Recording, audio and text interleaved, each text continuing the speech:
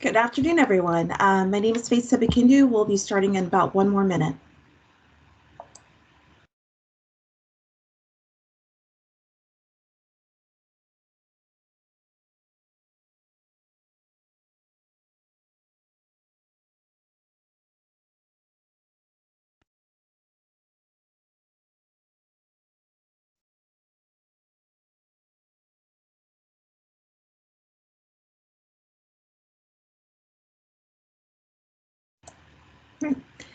Good afternoon, everyone. Like I said, my name is Faith Sebekindu. I am the Director of Outreach and Continuing Engagement here at the College of International Security Affairs. And it's my pleasure to welcome you to the book talk, Militia Order in Afghanistan, Guardians and Gangsters, featuring one of our esteemed faculty, Dr. Matt Deering. So congratulations, Dr. Deering, on this. We will open up this event with remarks by one of our former department chairs and professors, Dr. Hassan Abbas. He is quite famous in his own right. In addition to being one of our former faculty members, there's a litany, and I asked if someone has a live mic to please mute your mic now. Thank you. In addition to being one of our former professors, Dr. Abbas is now the Distinguished Professor of International Relations for the Near East South Asia Strategic Studies Center, just upstairs here at Fort McNair. And he has a number of publications, as well as has been featured on a number of different outlets such as New York Times, Washington Post, Boston Globe, and most famously, he appeared on The Daily Show with Jon Stewart. So I'm turning it over to you, Dr. Abbas. Thank you so much. Thank you so much, Faith, and thank you so much, Matt Deering and colleagues at CISA for giving me this opportunity to connect with all of you. Again, I cherish my time at CISA, also for other reasons than the professional work, the years that myself and I worked with Professor Matt Deering and other colleagues focused on South Asia. And today I remember all those long conversations on what's happening in Afghanistan, where are we going, what were the mistakes, what are the strengths. And we were doing those things while interacting with all US officers from the region, Afghanistan, Pakistan, India, as well, those who had served in Afghanistan. So this is very real to me still. And the book, I mean, it's also a delight because Matt Deering and myself, we worked in the same department. Our officers were next to each other, and I think at times would teach at each other's classes as well. And his work, this Militia Order in Afghanistan, Guardians of Gangsters, this is an outstanding work, and I'm not saying it only because of being as a colleague or as someone who had seen this work mature, but also because this is for the students here as well. Works and contributions and scholarship that comes out of PhD work is especially more enriching because those ideas are thought through and those receive guidance from so many scholars and others. I want to make 3 quick points before introducing Matt. And first and foremost, I think it is important to see, especially in the context of this book, the importance of study of history. And we often hear, especially in cases like Afghanistan, where there have been international interventions for over 200 to 300 years between the empires, other places as well. And so all these works, scholarship, that help us think about the lessons learned are extremely important. The word lessons learned has at times become a cliche. But this is an extremely important concept, because it allows you to rethink, reevaluate, revisit some of our notions and some of our ideas.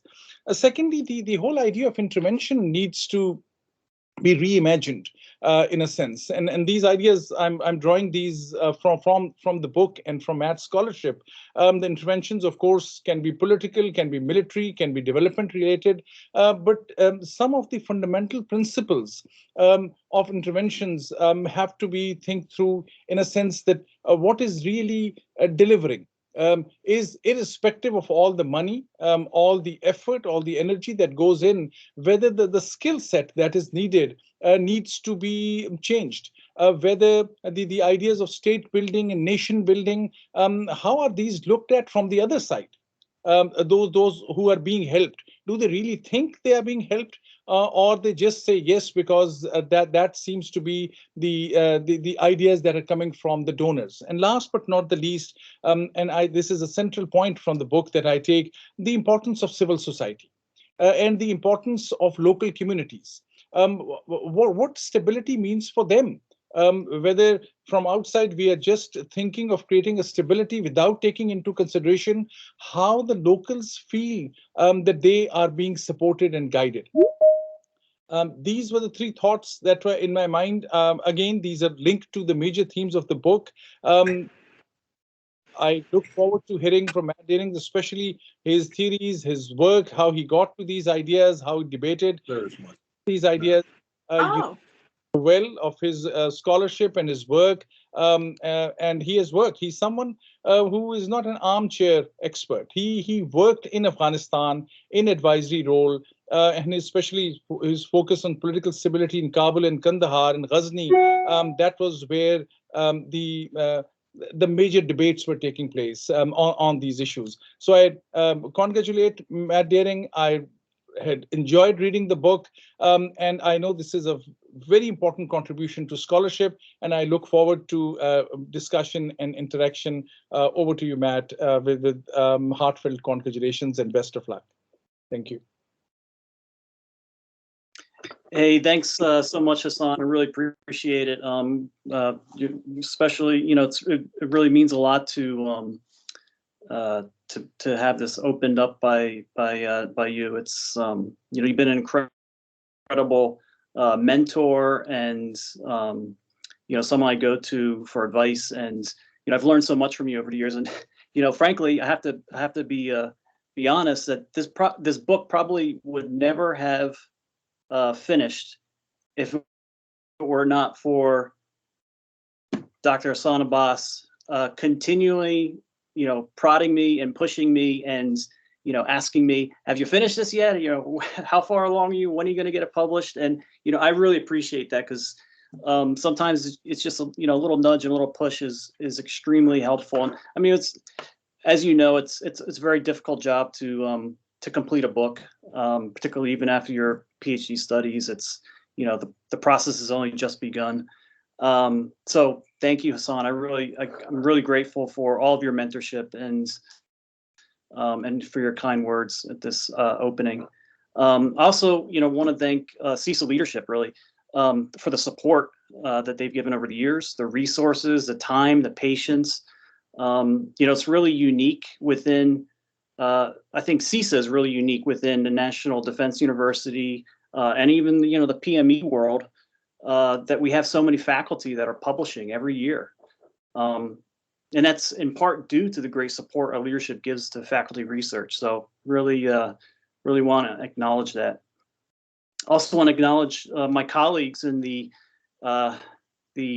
once great Regional Analytic Studies Department, which unfortunately is no more. But it was wonderful friendships and professional relationships.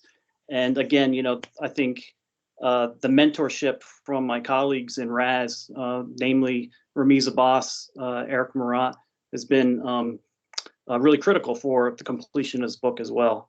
I also want to thank, my the alumni within the South Central Asia program and the Combating Terrorism Irregular Warfare programs as well. They've been, I've learned so much from them in the classroom, and it's been incredible. Of course, I also have to thank my family, my friends, namely my wife, Moira, who's been very patient throughout this process, giving me the support, a listening ear, a little bit of encouragement here and there. It's been incredible. and I'm very fortunate and grateful. So the views, I should make it clear, the views here are my own, of course. They're not those of the Department of Defense or National Defense University, sort of the blanket disclaimer. And let's get into it. So it's been 5 months since the collapse of the Afghan Republic. In 20 years of war, over 160,000 lives have been lost, and countless others have been impacted. You know, half my life has been focused on this conflict, and yet it seems like only yesterday, really, that U.S. forces were riding on horseback with Afghan militiamen, you know, beginning a long and complicated project to secure a peace and rebuild a country at war with itself for longer than I've even been on this earth.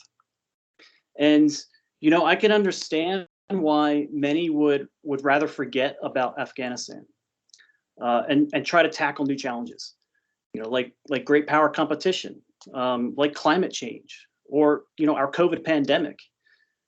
But, you know, amidst the rapid withdrawal and the collapse of the republic and the humanitarian crisis that's now plaguing Afghanistan, there's really some important lessons from this war that we cannot ignore.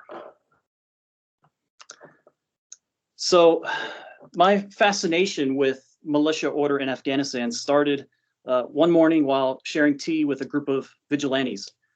They were telling me their story of a few friends in Ghazni province, just a few hours drive from Kabul, who had decided to take up arms against the Taliban. The head of the group, Commander Faisal, he was an interesting character. He was, you know, bragging about killing Taliban, and he had raised his arm at one moment, and that's when I noticed his Rolex watch, right? Well, it wasn't like an Apple Watch, it was a Rolex watch, which seems clearly an interesting choice of bling for a local militia leader. He told me that they were tired of the violence and the oppression and the thievery of Taliban insurgents in their town. And it was the winter of 2013. Their families suffered years of violence, economic depression, state neglect. And, you know, one felt like they were in a different country outside of Kabul.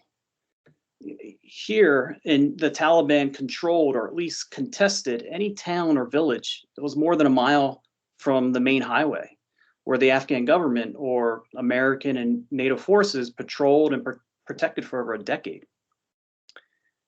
Nearly a year earlier, as the snows had melted and, you know, spring gave way to new growth, the first of many citizen uprisings began just a few miles from a place called Andar.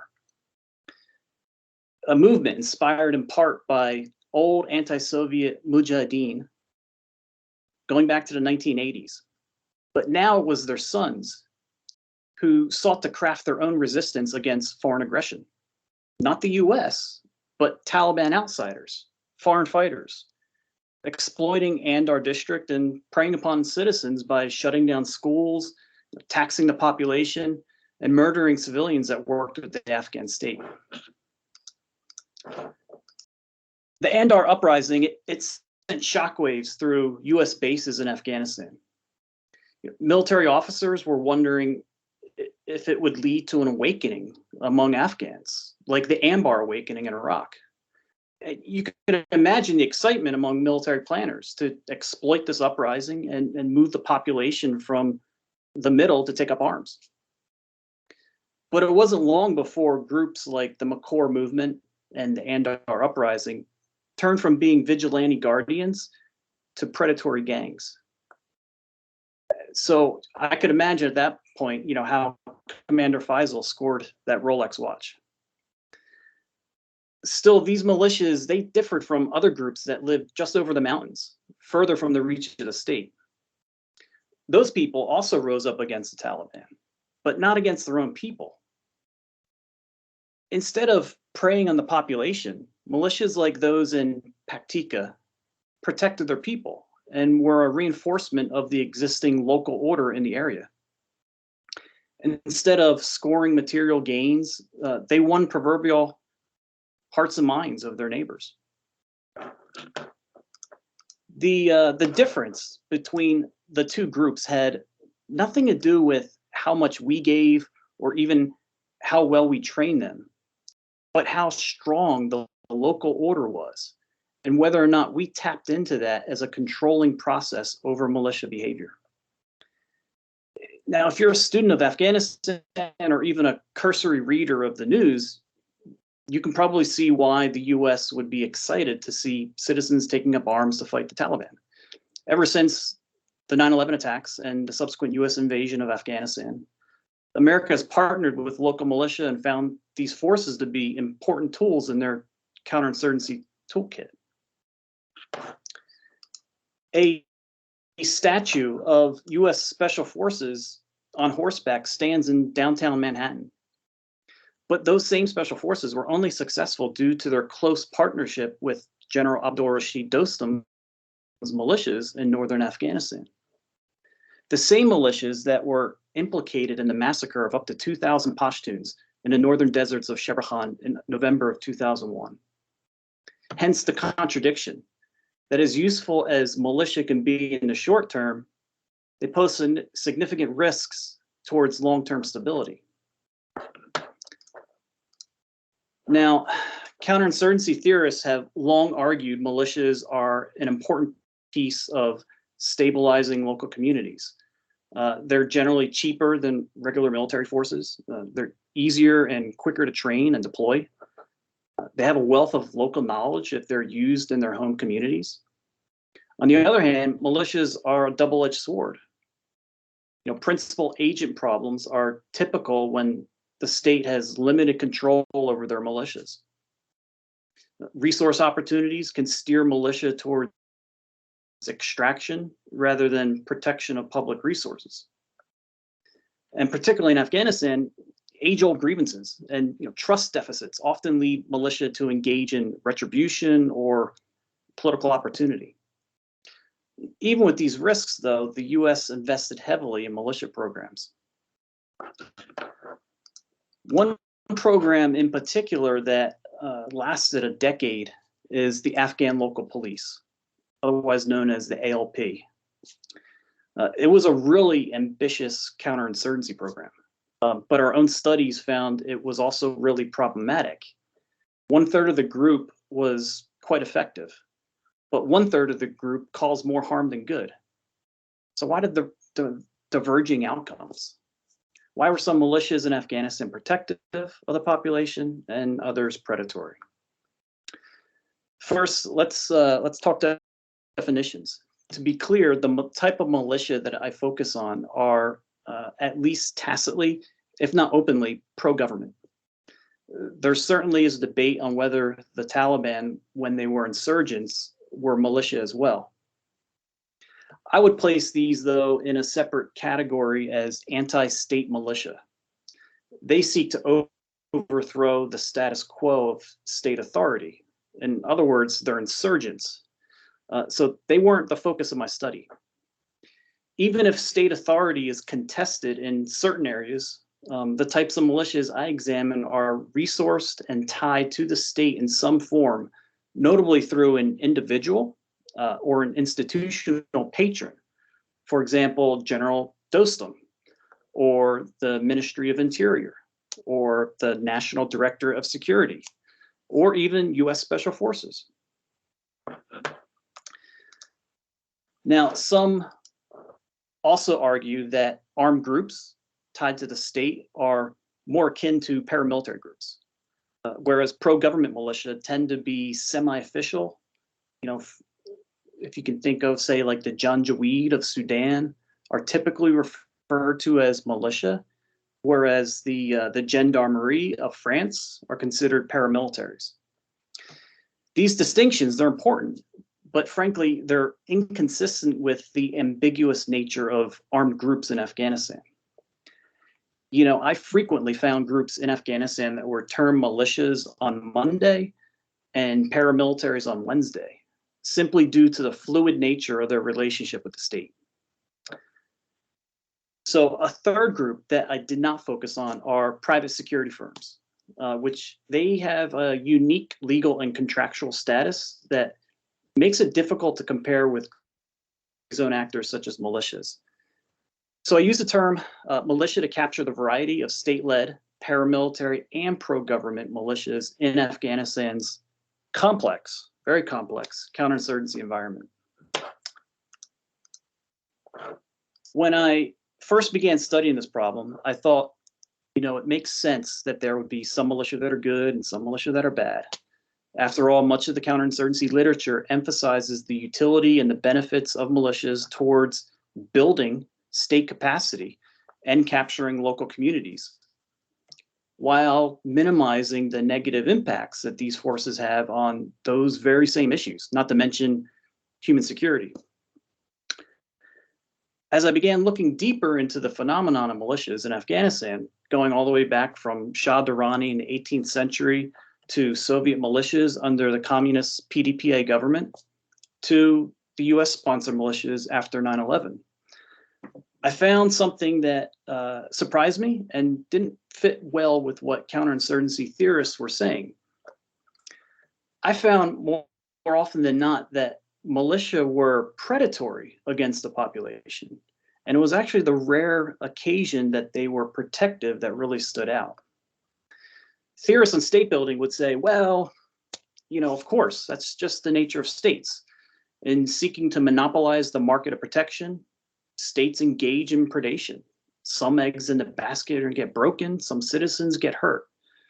Only by getting militias under state control through resource delivery, patronage, and embedding them in the legal and moral norms of the state will they be well behaved. But this argument just didn't stand up to empirical examples in Afghanistan. Plenty of militias were under some form of state patronage, special forces oversight, and even received human rights training, such as these gentlemen here in this picture. But they were still predatory. The problem was the state-centric literature tends to ignore the reality of multi-layered governance, particularly in late developing states like Afghanistan. That militias are as much as a part of the community as they are an agent of the state. So where local order was established and formed a complementary management relationship with the state, those militias were guardians of the population. But where order was broken down or ignored by state patrons for expediency or other reasons, well, the militias became gangsters and further eroded trust between the state and society. Now, this book is not developing a new theory of militia behavior. That would be a far more ambitious project, and it certainly would require a more robust number of cases. Instead, it tells an interesting story about diverging militia outcomes. The focus of the story is 3 case studies: predatory militias in northern Afghanistan, which is chapter 3, mixed results in the center, which is chapter 4, and protective outcomes in the southeast, chapter 5. I look at material, organizational, and ideational incentives in each case. And in addition to doing field research on this and interviews with over 100 US, Afghan, NATO officers and civilians, I took advantage of access to militia documents, their stories, government NGO archives, and even some released documents such as Afghanistan papers. So the predatory militias of northern Afghanistan is a story that I think is likely familiar to many. It's a story we've all heard about. It's about the rise of warlords and their transition to bureaucrats. It starts with US Special Forces partnering with warlords and their militias as a new patronage system was developed, allowing for ethnically dominant minorities to trounce their traditional Pashtun enemies, and then subsequently rewarded through formalization in the emerging security sector, new resource opportunities, and even territorial gains. Even as warlords became statesmen and were compelled to rein in their militias for the benefits of social order, this move was frequently ignored, as militias were used for counterinsurgency offensives and efforts to secure more territory and secure more economic opportunities for their warlord patrons, thus undermining local order. So, in the interest of time, and since it is my book talk, I'd like to focus on the more surprising result, which is the protective militias, what I call guardians.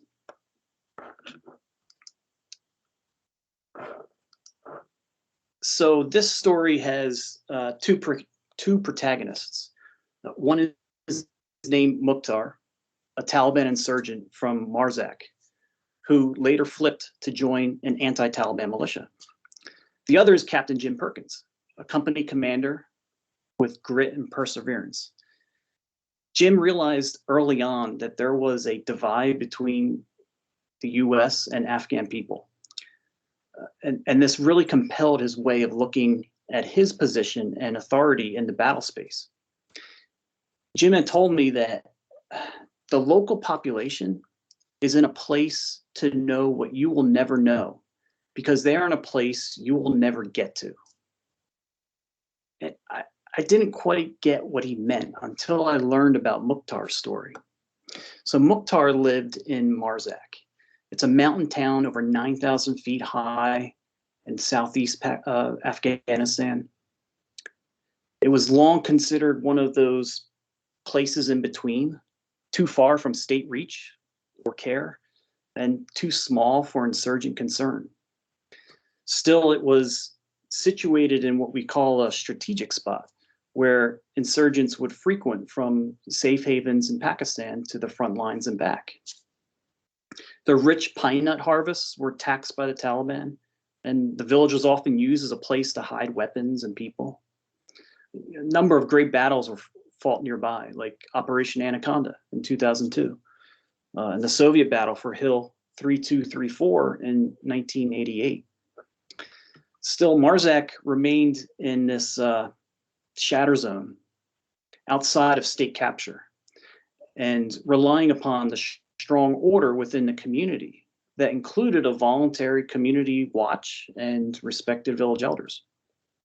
The Adi Kel subtribe of Haredi Pashtuns made up the residents of the town. But they were also a minority in the province and even in that district.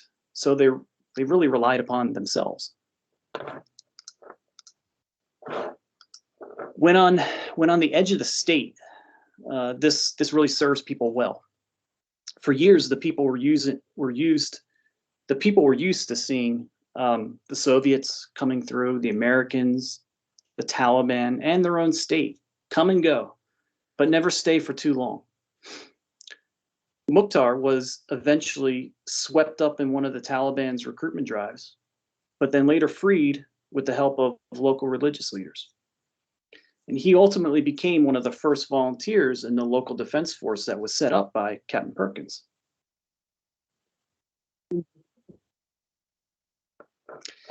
Mukhtar's choice to join the force was carefully calibrated on events and pressures within the village that Perkins only understood towards the end of his tour.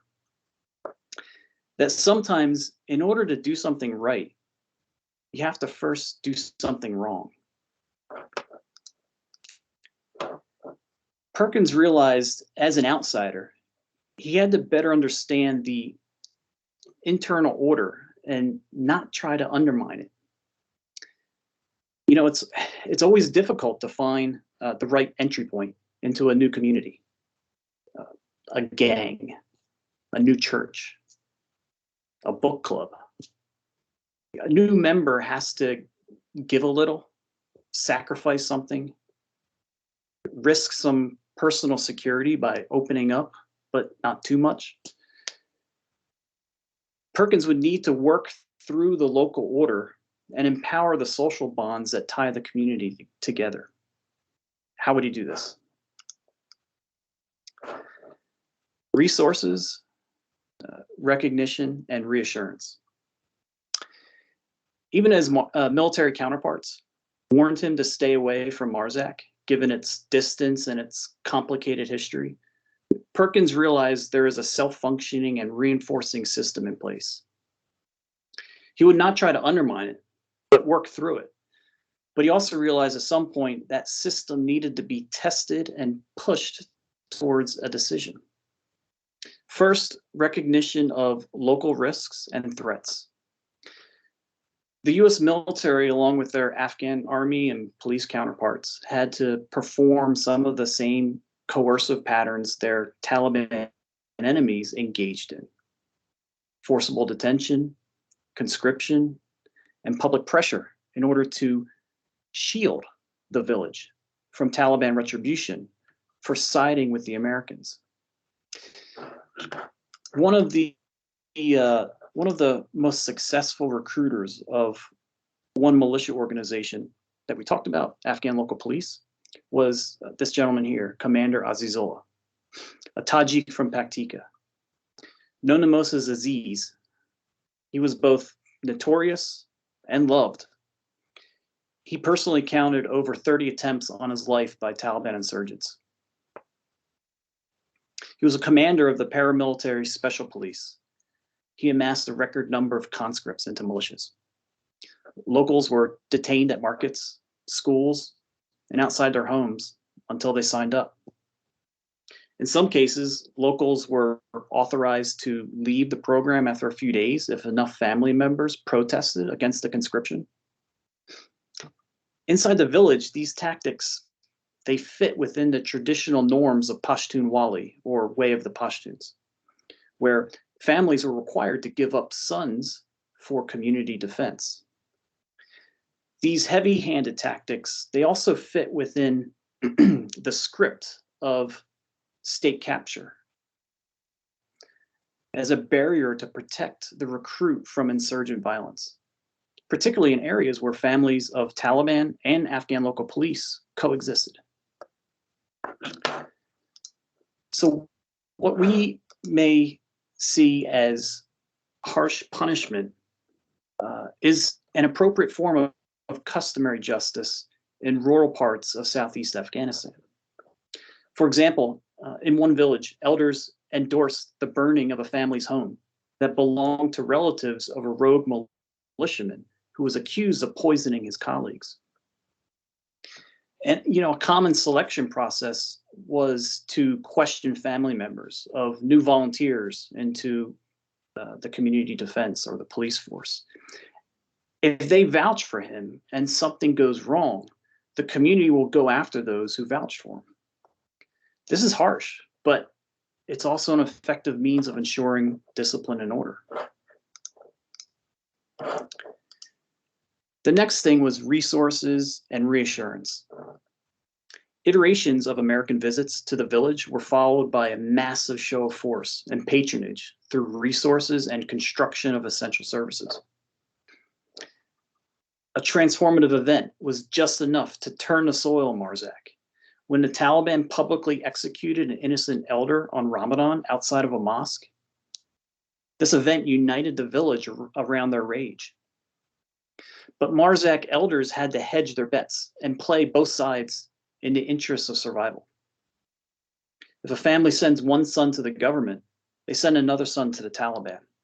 This is how it's always been. When Perkins first arrived to the village, one of the power brokers, Mullah Anwar, he smiled at Perkins and said, "You're here now, but we know you will leave." This hedging strategy served Marzak well in the past, as the commitments of outsiders ebbed and flowed like the currents of the river that ran through town. That also told Perkins he needed to show commitment, and it needed to be real.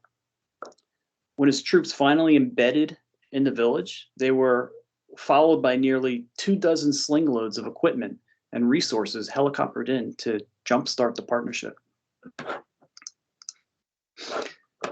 Over the months, Perkins built a formalized Afghan local police force in Marzak, and he immediately began thinking how he could step away and ensure the Afghans led it.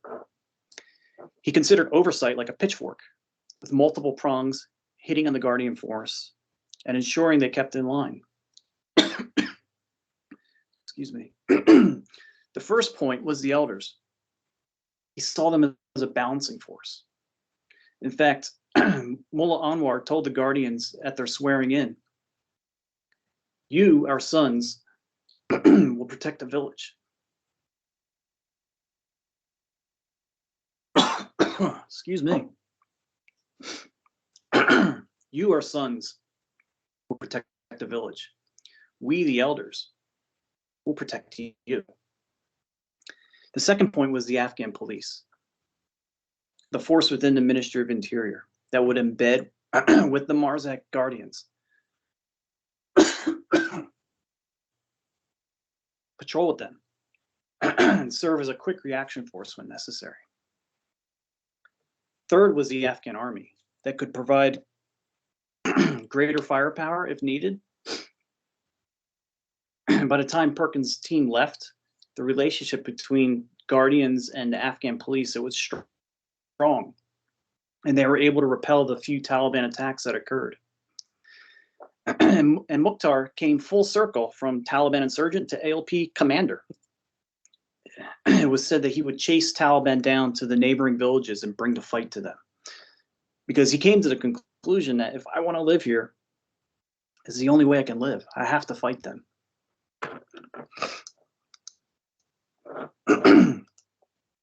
Of course, all good things come to an end. While the Guardians of Marzak were not wiped out and they did not attack civilians, they did eventually leave not long after U.S. forces departed. They transitioned like many Afghan local police throughout the country. Once U.S. forces ceased supporting them, the force backed up to more secure locations at the district center, down the mountain. Marzak was simply too far away from the necessary support required if they got into a major attack. The next U.S. company stayed away from Marzak.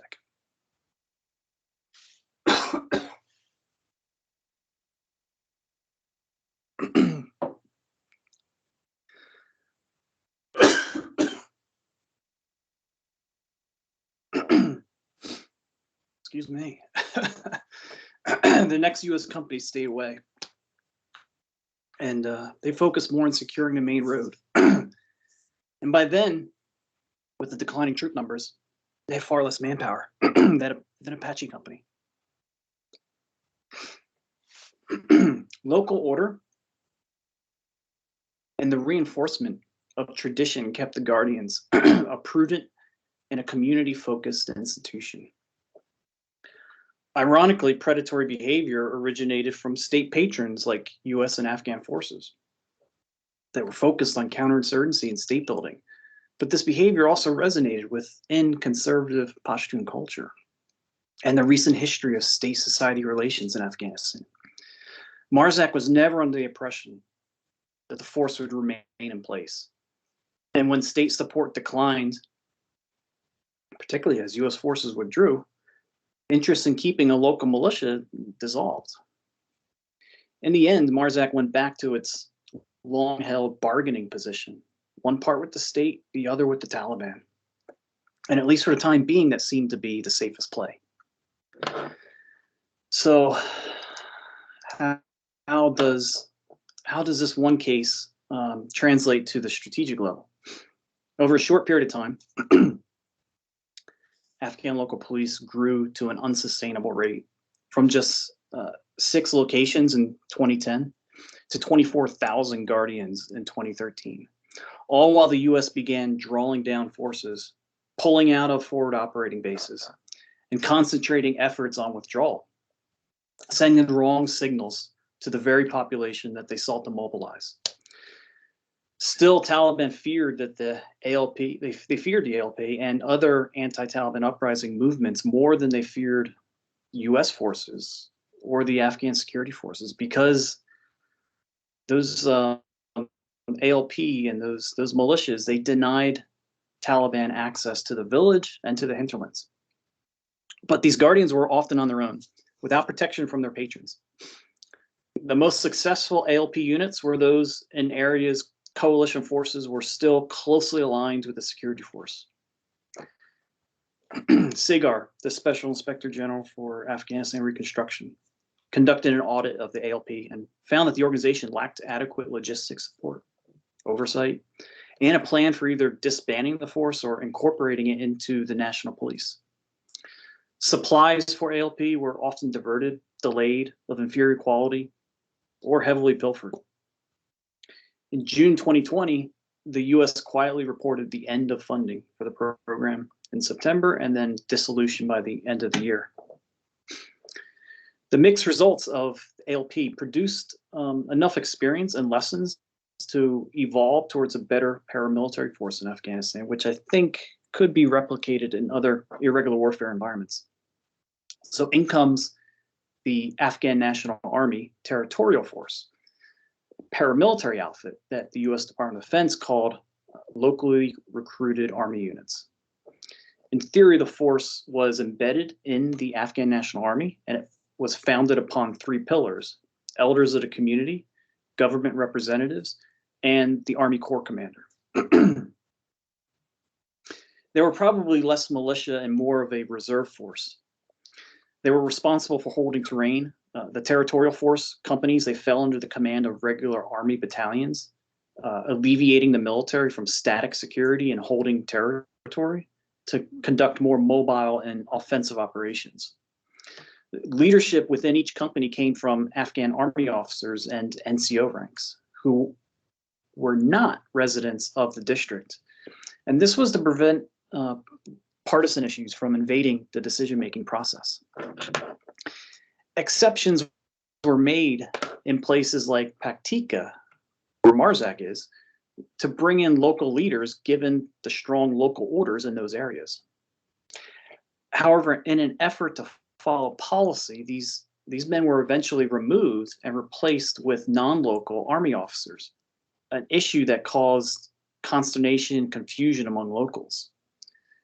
So this was a concerning issue, and one that really should have been reversed in areas where local orders were resilient and reliable. Some reports suggested that costs and design and utility of fielding the force were overriding community councils and local concerns about the territorial force. There was also concerns about how they were used. Instead of being a defensive force, they were sent on offensive operations. Instead of being a local force, some ventured outside their districts. Instead of being locally recruited, some were simply militias that were rehatted. And instead of focusing on community defense, some in the Afghan security services were thinking about how to give them policing powers. Towards the spring of last year, US officials were talking about using the territorial force as a mechanism for Taliban reintegration, particularly given the US-Taliban peace talks and the ambiguous environment that the US was cultivating with its precipitous withdrawal. Not surprisingly, towards the end, there was little emphasis from strategists on the role local communities would play in the conduct of the territorial force, as they have the most to gain or lose in how the militia force conducts itself in their neighborhoods. US and Afghan patrons really should have harnessed local orders. But when a country's commitment wanes, such endeavors are easier said than done. So before we go to a few minutes of questions, I wanted to just read a short excerpt from chapter 2.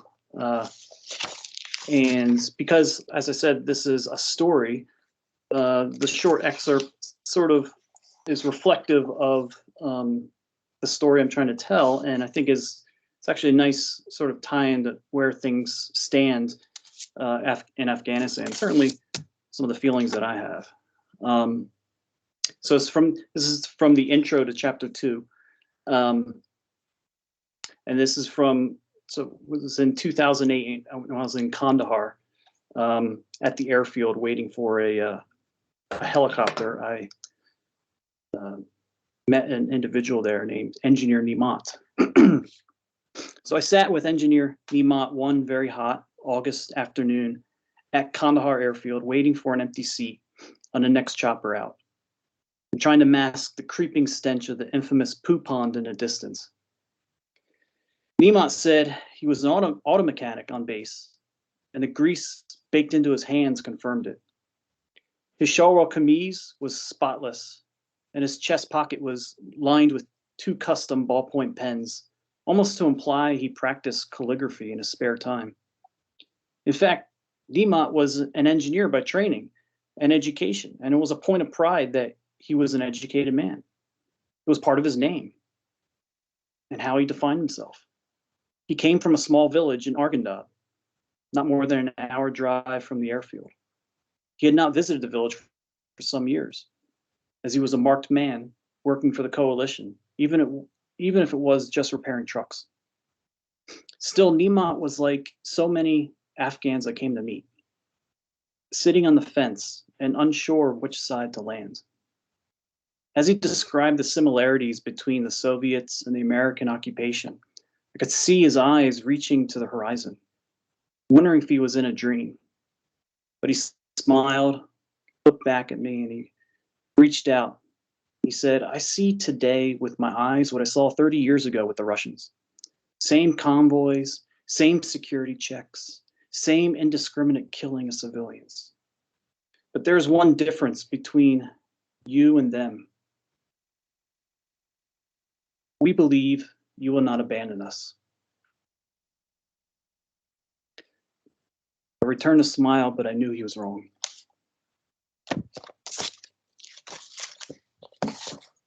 Thanks. Look forward to any questions you have, comments. You can raise your hand, you can write in the chat.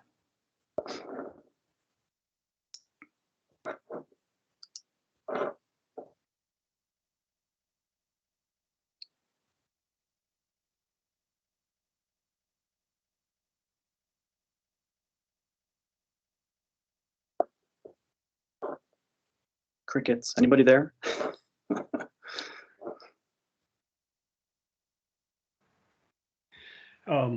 Matt, I'd like to ask a question if I can. Over. Please, Tom.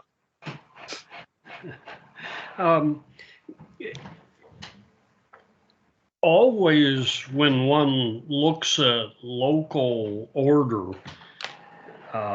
sustenance, security, the search for meaning are the drivers for all of us.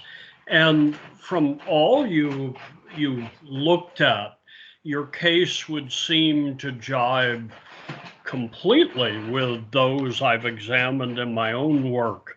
And what I would like to query then is the matter of priority of effort when, as outsiders, we come in to assist.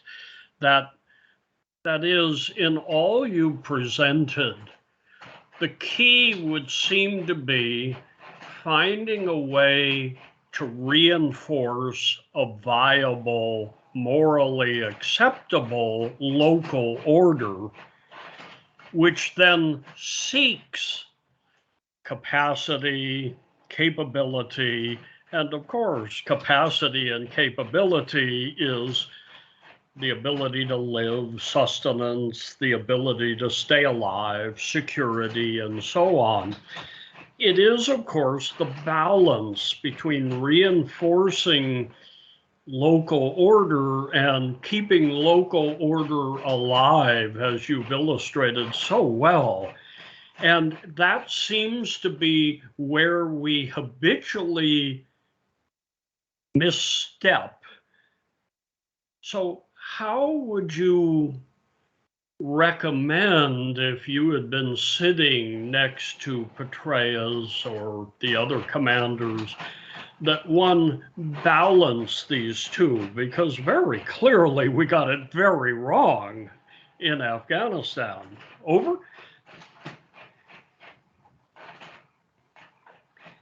Yeah. Hey, thanks, Tom. Really appreciate that, and particularly you're more the expert on this stuff than any of us. Clearly, I mean, you've been doing this your entire life, and with your incredible work in Nepal and Southeast Asia, and yet we still don't know the answers, right? I think Petraeus and the counterinsurgency expert, I don't want to like throw them under the bus, right? Like, I think they actually understood the importance of local order. I think, though, they ran into the complicated nature of trying to do their job under the constraints of, you know, our poor strategy and our inability to appropriately resource and provide the ways and the means towards getting at an end state in Afghanistan. You know, Petraeus today, they interviewed him a couple years ago about, you know, whether everything was worth it in Afghanistan and should we still be there. And I think his main point was basically, well, yes, we should still be there, and we should. This is not like a, you know, you can't fight counterinsurgency on 4-year cycles. This is a generational conflict, you know. I mean, and Petraeus was talking, you know, we need to be there for 50 years, right? And to some point, he's partially right in the sense that if you really want to integrate, if you really want to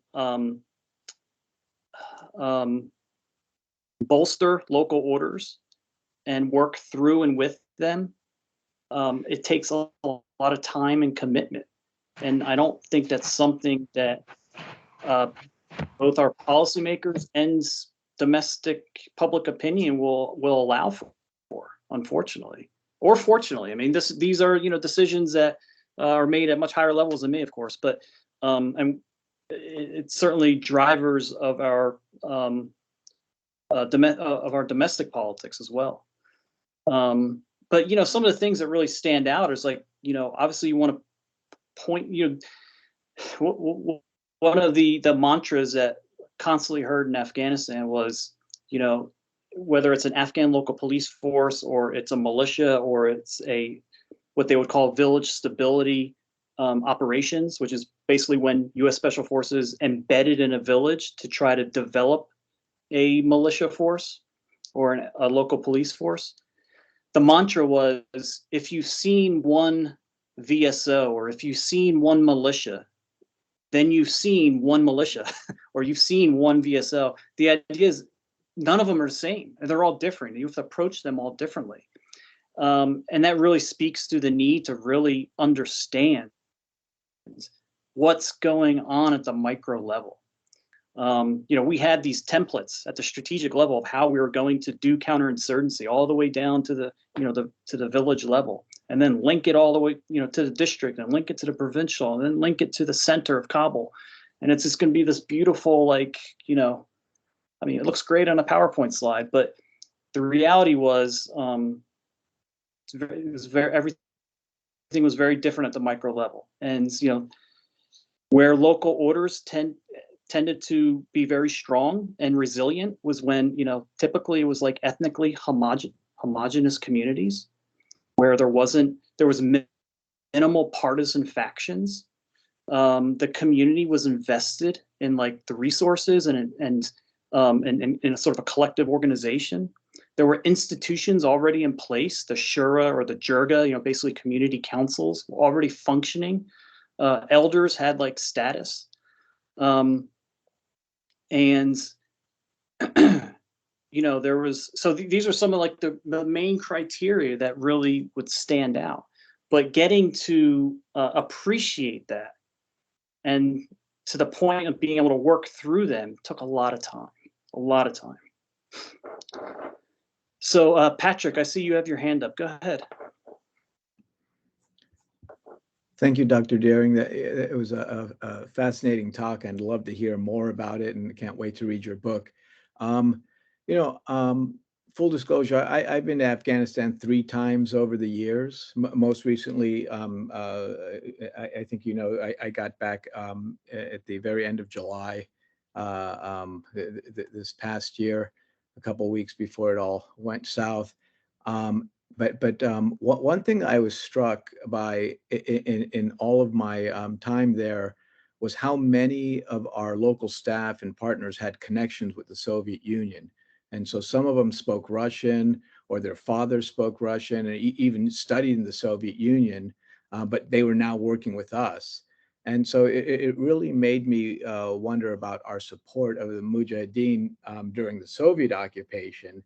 So I'm wondering, based on your own experience, if you think it was just a bad idea staying in Afghanistan at all, because it just seems kind of bizarre that the United States was supporting Mujahideen against Afghans who were on the Soviet side, and now those same Afghans were now on our side. It just makes it just so such a messed up case. Over. Yeah, it's interesting how the tables turn. Clearly, one person I worked with was a very interesting individual. So he was a Soviet military officer. His name was Timothy Guzinov. You might have even seen him when you were in country. During in 1980s, he was a Soviet political officer working in Afghanistan. Fast forward, 20 years later, and he's a U.S. citizen, but he's back in Afghanistan working there for the Department of Defense, for the Army, as a social scientist, and providing and going back to some of the same people that he was talking to back in the 1980s, and being welcomed back by them, and sharing tea with them and such, and just what an incredible resource that Guzinov was. And that he could, in a way, flip sides, right? But then see himself back in the same conflict again. There's so many interesting stories like that. There really is, and it's really such an incredible, 4 decades and of transitions that have gone through that country. There's so many stories to tell. I mean, what I've written here is just one small slice of it, and I feel fortunate I was able to do so. But there's so many more stories to tell, and really, I took a look at a couple of questions in a chat, and some people were wondering about some of my thoughts on where things are going on now. And there's so many there's been so many people, obviously, who've left Afghanistan, who have a story to tell. And I would just say, as we're closing out our time here, is that I think we need to. I know there's not a lot we can do. There's clearly not a lot we're doing as a country to support Afghanistan at this point in time, and that's for a variety of political and foreign policy reasons. And there's maybe not a whole lot we can do as individuals to support them. I mean, maybe we can reach out and help as we can. I know myself and a lot of my colleagues have tried supporting people through SIV programs and such, but there is something that we all can do, which is just listen to them, right? Listen to their stories, and they have so many stories to tell. And I'm looking forward to the histories that are going to be written by Afghans themselves about the fall of the republic, and what comes next. It's a scary time in Afghanistan. We've got there's hundreds of them that are just in this DC area right now. People who used to work for the government, who are here in DC, and I mean, it's such an incredible resource that's available, and I think we need to support them if we can. We're at our time, and I want to respect our time. I apologize for not giving more opportunity for questions, but I hope you did appreciate today.